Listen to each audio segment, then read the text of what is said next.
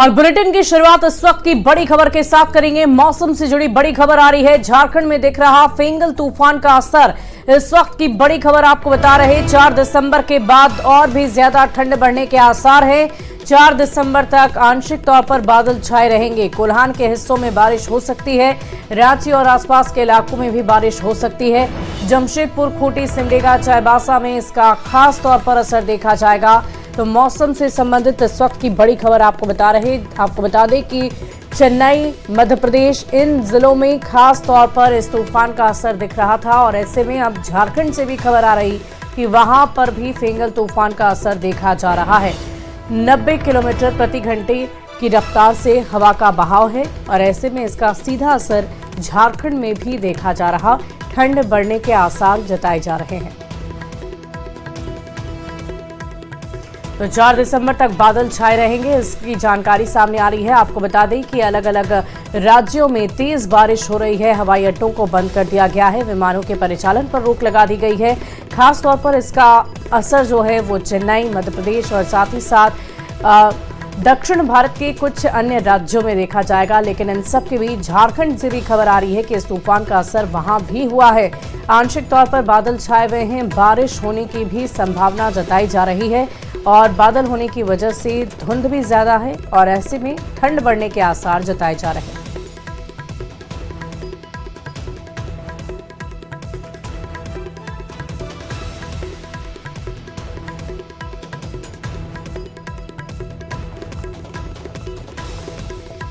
तो जमशेदपुर, खूंटी में भी असर दिखेगा, ऐसी जानकारी सामने आ रही। फेंगल तूफान को लेकर ये बड़ा अपडेट आपको मौसम से जुड़ा हुआ दे रहे हैं। बड़ा सिस्टम होता है इसका, जो आउटर क्लाउड बैंड है, जो बाहरी बादल का क्षेत्र है, वो झारखंड में भी आ रहा है। खासकर जो दक्षिणी भाग है झारखंड में, वहाँ पे उसका घनत्व थोड़ा सा बढ़ता हुआ देखने को मिल रहा है, जिसके कारण से दक्षिणी भाग में कुछ हल्की बारिश के चांसेस है और दक्षिणी भाग से सटा हुआ जो मध्य भाग है वहाँ थोड़ा बूंदाबांदी के चांसेस है। रेस्ट ऑफ द झारखंड है वहाँ पे क्योंकि बादल आ रहे हैं, जिसकी वजह से दिन का तापमान थोड़ा सा गिरता हुआ दिखेगा और जो रात का न्यूनतम तापमान है वो बढ़ता हुआ दिखेगा। झारखंड विधानसभा चुनाव में बीजेपी को करारी शिकस्त मिली, जिसके बाद से बीजेपी में बैठकों का दौर जारी है और चुनाव में मिली हार की समीक्षा की जा रही है। वहीं कुछ बीजेपी उम्मीदवार ऐसे हैं जो हार से दुखी हैं और न्यूज 18 पर हार के लिए अपनों को ही जिम्मेदार ठहरा रहे हैं। रिपोर्ट देखिए।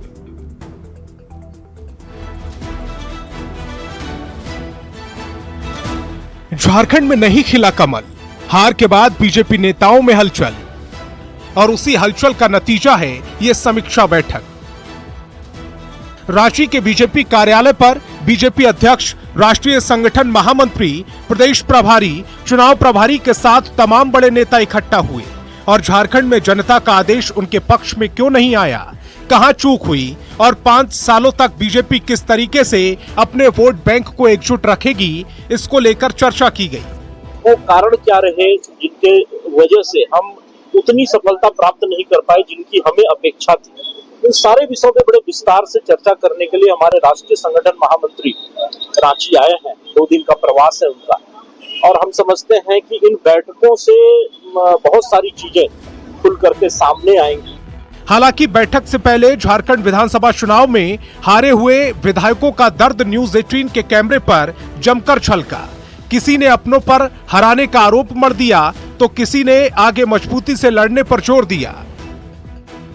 थोड़े वोट से शिकस्त जरूर हुए हैं, लेकिन हम लोग चुनाव हारे हैं, हौसला नहीं है। सरकार अपने घोषणा से स्वतः पीछे हटती जा रही है और आने वाला समय में झारखंड की जनता इनकी घोषणा और इनके काम जब तुलना करेगी तब सरकार को पनिश करने का अगले बार काम। हम लोग चुनाव भले ही आ रहे हैं, लेकिन हम लोग पुनः मैदान में आएंगे और जोरदार तरीके से आएंगे और पूर्ण बहुमत के साथ आएंगे और मजबूती के साथ जब आदमी लड़ता है तो उसकी समीक्षा भी अच्छे से होती है कि आखिर कहाँ पे चूक हो गई। सब कोई कहता था कि देवघर जीता हुआ सीट है, देवघर में कोई कठिनाई नहीं है और लोगों का भी ऐसा कहना था। कहीं न कहीं हमें से चूक हुई होगी। पार्टी ने तीसरी बार मुझको प्रत्याशी बनाया, पार्टी ने दूसरी बार के विधायक को जिलाध्यक्ष बनाया, संगठन भी बहुत धारदार रहा, लेकिन कहीं कहीं हमें तो अपनों ने लूटा, गैरों में दम कहा। वैसे गढ़वा के भवनाथपुर से बीजेपी उम्मीदवार रहे भानु प्रताप शाही चुनाव में अपनी हार को स्वीकार नहीं कर पा रहे हैं। उनका आरोप है कि सरकारी तंत्र ने उन्हें जबरन हराया और इसीलिए उन्होंने हार के बाद आभार यात्रा शुरू की है, जिसमें वे विधानसभा क्षेत्र के सभी प्रखंड में जाकर जनता का आभार जता रहे हैं। हम चुनाव हारे हैं ऐसा आज भी मैं मानने के लिए तैयार हूं। ऐसा चुनाव जीता है सरकारी तंत्र, सरकारी मिशनरी चुनाव जीता है। हमारा जहां घर था, जहां हमारे परिवार के लोग थे, वहां उन लोगों ने बहुत बड़ी लंबी साजिश। बीजेपी को 24 घंटे और सातों पहर चुनाव लड़ने के लिए तैयार रहने वाली पार्टी माना जाता है। ऐसे में उनकी तैयारियों में कहां चूक रह गई और झारखंड की जनता ने उन्हें नकार क्यों दिया, इसी पर मंथन का दौर जारी है। Bureau report, news 18। और झारखंड में सीएम पद की शपथ हो चुकी है। हेमंत सोरेन ने चौथी बार मुख्यमंत्री पद की शपथ ली और अपना कार्यकाल शुरू कर दिया, लेकिन अब तक सोरेन मंत्रिमंडल का गठन नहीं हुआ है और इसी को लेकर तमाम कयास लगाए जा रहे हैं। दावा ये किया जा रहा है कि इस बार कैबिनेट नहीं, लेकिन फॉर्मूला पुराना होगा। एक रिपोर्ट देखिए।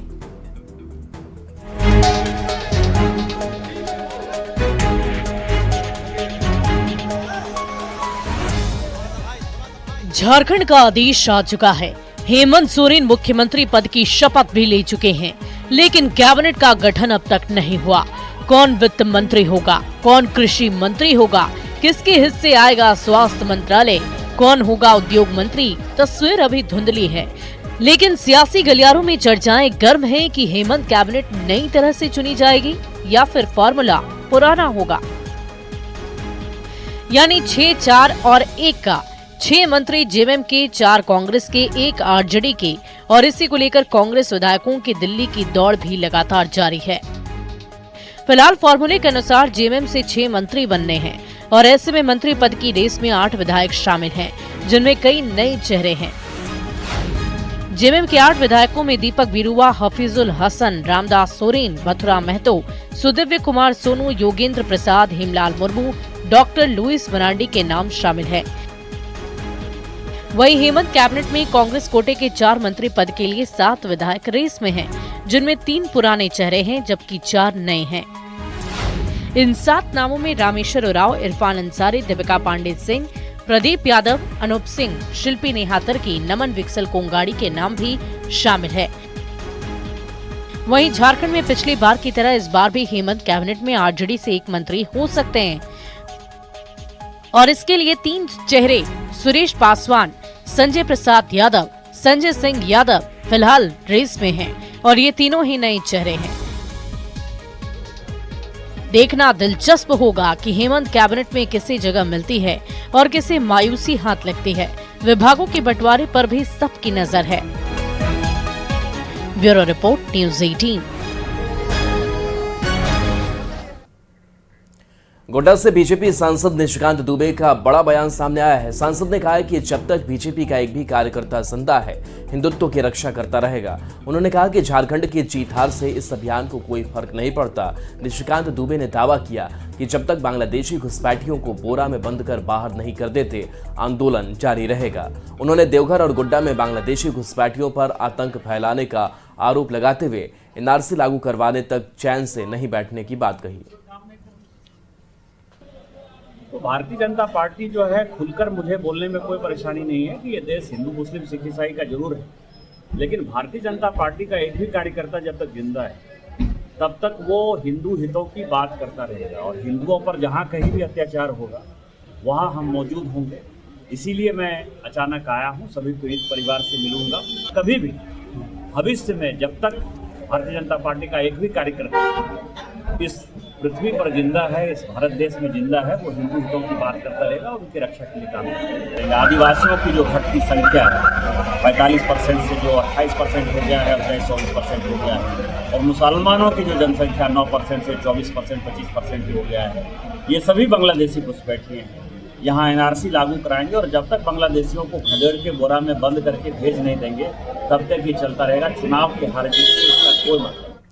दानापुर से बड़ी खबर जहां नया टोला में हत्या का सीसीटीवी फुटेज सामने आया है। 2 बाइक पर 6 अपराधी आए थे। 3 अपराधियों ने गोली मारी थी। पारस राय को गोली मारी गई थी। इलाज के दौरान मौत हो गई थी। जमीन विवाद के एंगल से जांच जारी है। गोतिया के साथ जमीन का विवाद था। 9 लोगों के खिलाफ इस मामले में एफआईआर दर्ज की गई है। ये वो सीसीटीवी फुटेज जहां देखिए नया टोला में कैसे हत्याकांड को अंजाम दिया गया। 2 बाइक पर 6 अपराधी आए थे और देखिए घर में घुसते हैं और वहां पर गोलीबारी की घटना को अंजाम देते हैं। पारस राय को गोली मारी गई थी और जमीन विवाद के एंगल से भी जांच जारी है। तो देखिए उनके सिर पर हेलमेट है और देखिए आते हैं और ये अचानक हथियार से फायर करते हैं, पिस्टल से फायर करते हैं और वहां से बाइक पर सवार होकर फरार हो जाते हैं। तो ये पूरी घटनाक्रम की तस्वीर सामने आई है। भूमि विवाद भी है और परिजनों के हिसाब से उनके जो परिवार के जो व्यक्ति हैं शंभू राय, उन पर सीधा आरोप है, जैसा कि एफआईआर में भी बोला गया है। और साथ ही साथ जिस दिन बयान रिकॉर्ड्स किया गया था तो उस दिन भी उनके ऊपर आरोप लगाया गया था। तो सभी बिंदुओं पर जांच चल रही है। और नशा मुक्ति के खिलाफ पटना दौड़ रहा है। जी हां, गांधी मैदान में कई कार्यक्रम आयोजित किए गए हैं। मद्य निषेध विभाग की ओर से मैराथन दौड़ रखा गया है। 5 देश के प्रतिभागी हिस्सा ले रहे। बिहार के मद्य निषेध मंत्री रत्नेश प्रताप भी इस दौड़ में शामिल हुए।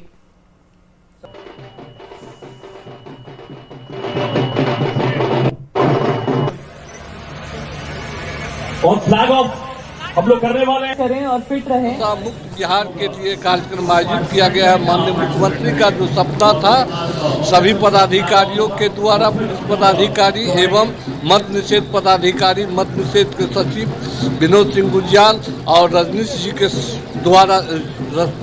के द्वारा जो आयोजित कार्यक्रम है और SBI लाइव के द्वारा ये बहुत महत्वपूर्ण है, बिहार के लिए बहुत अति आवश्यक थी।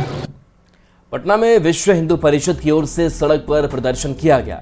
बांग्लादेश में लगातार हिंदुओं पर हो रहे हमले, हिंदू मंदिरों और पुजारी की गिरफ्तारी के विरोध में ये प्रदर्शन किया गया। इस दौरान बीजेपी सदस्यों ने सरकार से मांग की कि बांग्लादेश के हिंदुओं की रक्षा की जाए। देखिए संवाददाता धर्मेंद्र कुमार की इस रिपोर्ट को।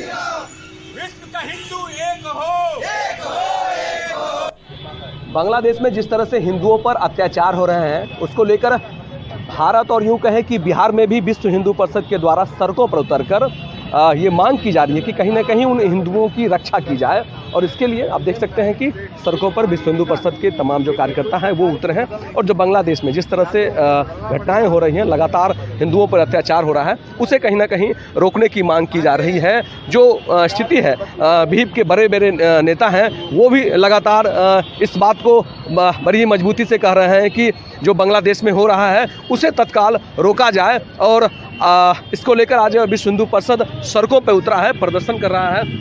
क्यों सड़कों पर उतरना पड़ रहा है विश्व हिंदू परिषद को? देखिए, हम लोग मजबूर हैं, ठीक है। सरकार पर हम लोग प्रेशर बना रहे हैं कि भाई, प्रेशर क्या, हम लोग एक आग्रह कर रहे हैं, शांतिपूर्ण हम लोग मतलब विरोध प्रदर्शन है कि आप बांग्लादेश सरकार को उन पर प्रेशर बनाइए कि वो रिहा करे महाराज जो चिन्मयानंद हैं। अब पुजारी आप समझिए क्या क्या किसी को मतलब तंग करेगा। पटना से धर्मेंद्र कुमार। नालंदा में गिरेक प्रखंड के घोड़ा कटोरा में गंगाजी जलाशय में गंगा का पानी लाने का काम अभी भी जारी है। हालांकि गंगाजी जलाशय में गंगा का पानी से लबालब भर गया है और इसी गंगा जल से भीषण गर्मी में नालंदा, नवादा, गया के लोगों की प्यास बुझाई जाएगी। जायजा लिया संवाददाता अभिषेक कुमार ने। के गिरियक प्रखंड क्षेत्र के घोड़ा कटोरा में, जहां आप देख सकते हैं एक गंगा जी जलाशय है और यहां पर मुख्यमंत्री नीतीश कुमार के द्वारा 2 साल पूर्व जो है इसे उद्घाटन किया गया था। तब से नालंदा, नवादा, गया के इलाकों में जो है लोगों को प्यास बुझाने के काम किया जा रहा है। तो देख सकते हैं किस तरह से जो है मोकामा के हाथीदह से जो पाइप के सहारे जो है पानी लाने के काम किया जा रहा है। और ये जलाशय जो करीब 2 किलोमीटर लंबा और 17 मीटर ऊंचाई वाले जो है ये गंगा जी जलाशय बना हुआ है। और इसमें जो अभी फिलहाल 81.50 जो पानी का है लेवल पहुंच चुका है, जबकि 82.25 लेवल जो है इसका स्टोर क्षमता है। फिलहाल जो है पानी लाने के काम युद्ध स्तर पर की जा रही है। और यहाँ पर जो है गंगा जी का जल पानी जो लाकर जो है गर्मी, भीषण गर्मी के समय, जब बिहार दक्षिणी बिहार में जो भीषण गर्मी का समय जो है पानी का जो स्थिति काफी भयानक हो जाती है, लोगों को पानी के लिए किल्लत झेलना पड़ता है। उस समय जो है यहाँ पर लोगों को पानी जो यहाँ के तीनों जिला है, तीनों के जिला के लोगों को प्यास बुझाने के काम यही पानी करेंगे। नालंदा से न्यूज़ एटीन के लिए अभिषेक कुमार। भागलपुर में घर से करीब 10 लाख के जेवर और कैश की चोरी हो गई है। घटना अकबरनगर थाना क्षेत्र के भवनाथपुर की है, जहां घर में लगे सीसीटीवी कैमरे में चोरी की पूरी वारदात कैद हो गई। 2 चोर रूम का ताला तोड़कर घर में घुसे और आराम से चोरी की घटना को अंजाम दिया। घर के लोग 4 दिन से डॉक्टर के यहाँ गए हुए थे। घर में चोरी की खबर उनके किसी पड़ोसी ने दी थी।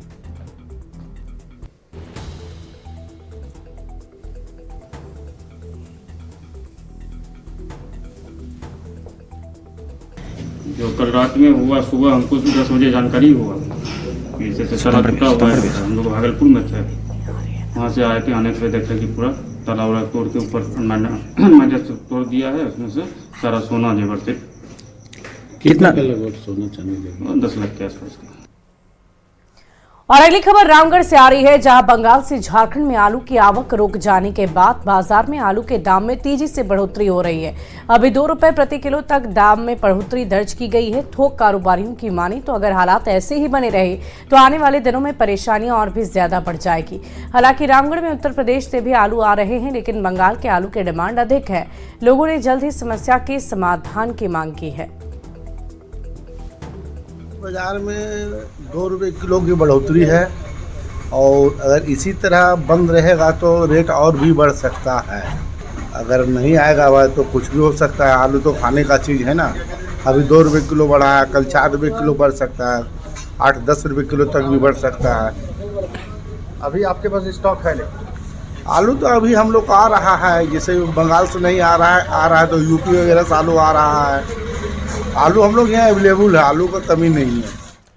बाल सुधार गृह में बंद बाल कैदियों को सही रास्ते पर लाने के लिए कई तरह के कार्यक्रम चलाए जा रहे हैं। इसी कड़ी में रांची के रिमांड होम में हाईकोर्ट के जस्टिस के साथ वीर चक्र विजेता भी सेंटर में पहुंचे और बच्चों को मोटिवेट किया।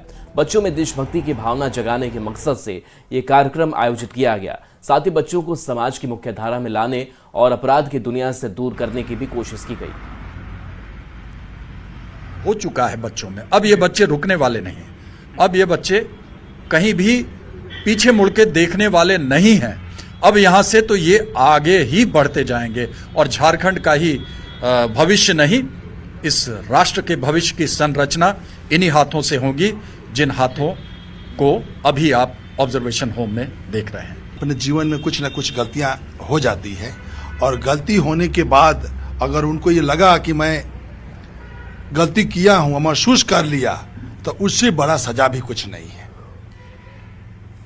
तो उनके अंदर अगर इस तरह की भावना आती है तो हम सबके लिए एक बहुत ही जीवन का सफल मानेंगे।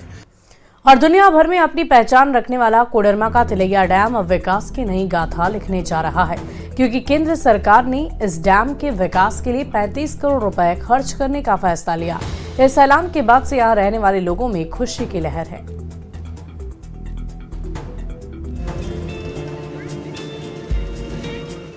दूर तक नीला पानी, पानी के बीच बोट की सवारी और शांति सुकून बेइंतहा। ये तस्वीरें कोडरमा के तिलैया डैम की है, जिसे देश की आजादी के बाद बना पहला डैम होने का गौरव भी प्राप्त है। और अब इस डैम के विकास का जिम्मा केंद्र सरकार ने उठा लिया है। केंद्र सरकार यहाँ पर्यटन को बढ़ावा देने के लिए 35 करोड़ रुपए खर्च करने वाली है, ताकि यहाँ लोग बड़ी तादाद में आकर जिंदगी का सुकून तलाश सकें। आजादी के बाद सबसे पहला बना बांध यानी कि तिलैया डैम, अब इसकी विकास केंद्र सरकार करने वाली है।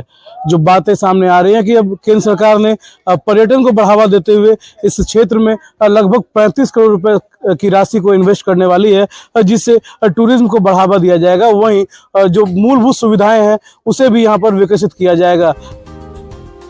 फिलहाल तिलैया डैम अपनी बदहाली के आंसू रो रहा है। स्थानीय लोगों का कहना है कि यहाँ मूलभूत सुविधाएं नहीं है, लिहाजा पर्यटकों की संख्या काफी कम है। पार्क भी चालू करने वाला था, चचरो पार्क, वो अभी तक नहीं चालू हुआ है, तो इसलिए टूरिस्ट लोग बहुत कम आते हैं। बिहार से है, नेपाल से है और जगह जगह का है, और ये बात है। हालांकि जो लोग यहाँ पहुँच रहे हैं वो यहाँ की प्राकृतिक सुंदरता के गुणगान कर रहे हैं। यहाँ की खूबसूरती को आँखों के सहारे अपनी यादों में उतार ले जा रहे हैं। बहुत अच्छा लगा क्योंकि यहाँ प्राकृतिक दृश्य बहुत बढ़िया है। उधर सामने पहाड़ पेड़ बहुत अच्छा है और पानी की मात्रा भी यहाँ बहुत अच्छी है, इसलिए बहुत अच्छा लगा। तिलैया डैम तो अच्छा लगा और बोटिंग में भी सही लगा, लेकिन थोड़ा सा डेवलपमेंट चाहिए यहाँ पे, थोड़ा सा मुझे सफाई वगैरह का कमी लगा। तिलैया डैम का विकास करने से न सिर्फ यहाँ पर्यटकों की संख्या बढ़ेगी, बल्कि यहाँ के लोगों को रोजगार भी मिलेगा और अंतर्राष्ट्रीय स्तर पर कोडरमा की पहचान भी बनेगी। स्थानीय लोग भी ये बात को अब मान रहे हैं कि अगर यहाँ डेवलपमेंट होता है और अगर टूरिज्म यहाँ पर पहुँचती है तो फिर स्थानीय लोगों को रोजगार भी मिलेगा। रितेश लोहानी, न्यूज़ 18, कोडरमा। पटना के राजीव नगर थाना को देश का 7वां सर्वश्रेष्ठ थाना चुना गया है। केंद्रीय गृह मंत्रालय ने 2024 में देश भर के थानों की जो रैंकिंग जारी की है, ज्यादा जानकारी दे रहे हैं न्यूज़ 18 संवाददाता संजय कुमार। पटना के राजीव नगर थाना ने पूरे देश में बिहार का मान बढ़ाया है। दरअसल केंद्रीय गृह मंत्रालय ने 2024 की जो रैंकिंग जारी की है, उसमें पटना के इस राजीव नगर थाने को देश भर में 7वां स्थान मिला है। यानी देश भर में 7 सर्वश्रेष्ठ थानों में राजीव नगर का नाम आया और निश्चित तौर पर यह पटना पुलिस के लिए एक बड़ी उपलब्धि है। बिहार के सबसे अच्छे थाने में इसका नाम शुमार किया गया है। दरअसल केंद्रीय गृह मंत्रालय की एक टीम पटना पहुंची थी और इस थाने में आई थी। यहाँ पर तमाम तरह के जो मापदंड थे, 150 से अधिक मापदंड, उन सभी का सर्वे किया गया था सेंट्रल टीम द्वारा। इसमें पुलिसकर्मियों का व्यवहार, उनकी जो थाने के अंदर और बाहरी जो व्यवस्था है, सीसीटीवी की जो व्यवस्था है, थाने में नाम प्रदर्शन, थाने की साफ सफाई, ऑनलाइन रिकॉर्ड, तमाम तरह के जो मापदंड थे उसका टीम ने जायजा लिया और राजीव नगर थाने को कहीं न कहीं इस पूरे मामले में एक बड़ी उपलब्धि मिली। पुलिसिंग को लेकर जो बेहतर छवि बनी है पटना पुलिस की, उसमें राजीव नगर थाने की पुलिस जो है उसका काम जो है वो बेहतर पाया गया है। तो इसमें एक जो व्यवस्था है कि बाहर के लोग जो आते हैं उनके साथ कैसा व्यवहार किया जाता है, तस्वीरों में भी देखिए। और निश्चित तौर पर ये बिहार के लिए एक बड़ी उपलब्धि है। पूरे देश में राजीव नगर थाने ने पटना पुलिस की जो पुलिसिंग रही है उसको बेहतर बनाया है और एक बड़ा एग्जाम्पल दिया है। कैमरा पर्सन मनी चुनेजा के साथ संजय कुमार, न्यूज़ 18, पटना। और फिलहाल इस बुलेटिन में अभी के लिए बस इतना ही। आप बने रहें न्यूज़ 18 बिहार झारखंड के साथ।